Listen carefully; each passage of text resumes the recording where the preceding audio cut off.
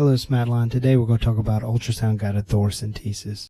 So our learning objectives are to describe the benefits of using ultrasound for thoracentesis and also describe the procedure of using ultrasound for guidance.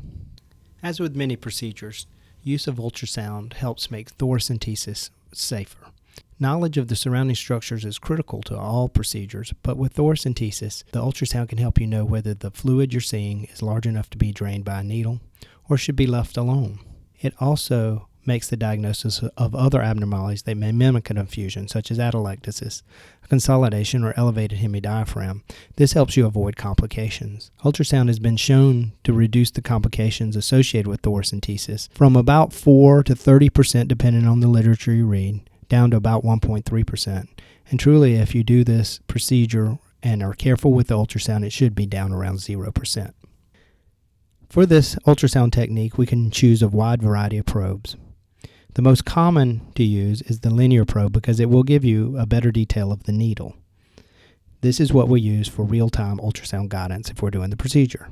If you use an ultrasound for needle localization, then either the curvilinear or the phased array transducer is appropriate. However, if you're going to do real-time needle guidance, these transducers will not be able to visualize the needle as well as the linear probe. For ultrasound of the chest, generally we place the probe across the ribs. When we do this, we see the rib and cross-section, and we see the pleura just below it. In a breathing patient, the pleura actually moves. It moves one against each other, so it looks like there are ants marching up and down a hill, or, in other words, the sliding lung sign. This tells you that there is not air between the two pleural surfaces. This is a good indication that there is not a pneumothorax, at least not a pneumothorax at the position you're looking at with the ultrasound. Here's a close-up example. Here we can see the pleural surface, and they're moving relative to one another. While the patient breathes, the visceral pleura is sliding against the parietal pleura, and it causes this sliding motion, also known as the sliding lung sign. In the picture on the left, we have our transducer placed over normal lung. There is no pneumothorax, so the two pleura are one against each other, and we can see that as the sliding lung sign on the left. The right picture, our transducer is over a pneumothorax, so we can see the parietal pleura, but we can't see the visceral pleura. The reason is that we can't see through an air interface such as the pneumothorax, and we do not see this sliding lung sign between the two pleura. What we're really looking for, though, is not a pneumothorax, but a pleural effusion. And ultrasound is very good at picking up pleural effusions, as little as 100 milliliters of fluid. Generally, pleural effusions will collect in the dependent portion of the chest, that means down near the diaphragm if the patient is sitting upright, or towards the back if they're laying flat. Pleural effusions are made of fluid, so they generally are black or anechoic, certainly hypoechoic, and they outline the other structures such as the diaphragm, pleura against the chest wall, and the lung.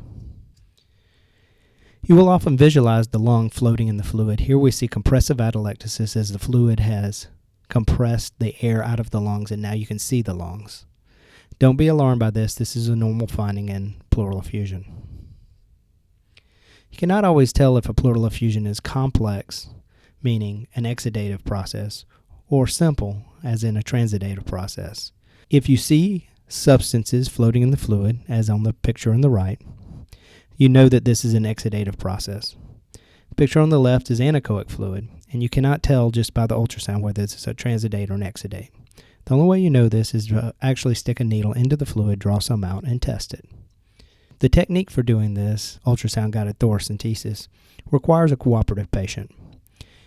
Generally, the way I do this technique is I look for pleural effusions with the patient in the semi-erect or lying down position and then sit them up to do the thoracentesis. If you're looking for free fluid, that is a good way to do this. But if you're looking for a pneumothorax, the patient has to be completely supine, laying on their back, with you looking for a pneumothorax on the anterior chest wall.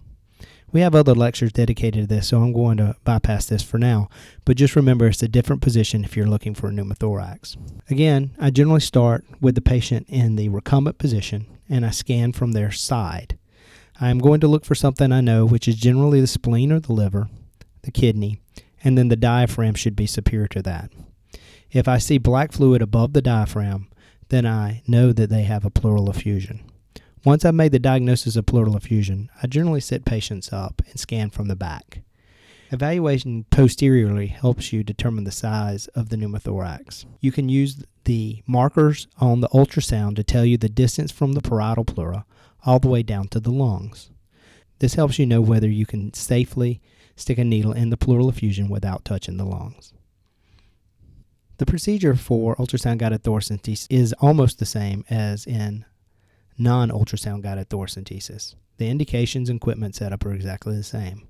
However, since this is a sterile technique and now we're using an ultrasound transducer, we're going to use a sterile ultrasound sheath as well as sterile ultrasound gel. There are two methods of doing this procedure. One way is ultrasound localization, where you use the ultrasound to locate the largest pocket of fluid and mark the site for a blind insertion of the needle. The other way is actually using ultrasound to guide the needle into the fluid. Ultrasound guidance for thoracentesis adds very little benefit and complicates the procedure in that it is very difficult to see the needle in the chest underneath the linear transducer. We're going to cover ultrasound localization. There are two ways you can do a thoracentesis, either when the patient is semi-recumbent, laying down, or if they're sitting up. A lot of this depends on your condition of your patient. For the semi-erect position, the pleural effusion is going to be dependent, so you're going to look for the diaphragm.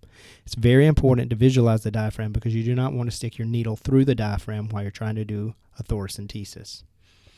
Once you identify the diaphragm, you can mark your site of entry of your needle. You want to make sure that you take into account that the patient's breathing, and as you decrease the amount of fluid in the chest, the diaphragm may rise. Therefore, make sure your needle is far enough away from the diaphragm that it will not interfere with this. The posterior approach, you have a lot more safety in my opinion because you can see the depth of the fluid. You can tell how far your needle can go in before it hits the lungs. And I call this your safe zone. So you can use ultrasound to define what your safe zone is and know that your needle will not touch the lungs even as you draw out fluid. The posterior approach is the most common method of doing thoracentesis. So using ultrasound in the posterior approach makes the most sense because most clinicians are used to doing this method. Now this was a brief overview of how to use ultrasound for thoracentesis.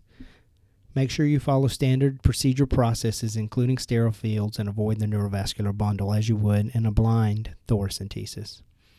Choose your position whether it's semi-recumbent or laying flat, and a lot of this will depend on your patient's condition. Make sure you identify and correctly diagnose a pleural effusion using the ultrasound, then determine its size and depth.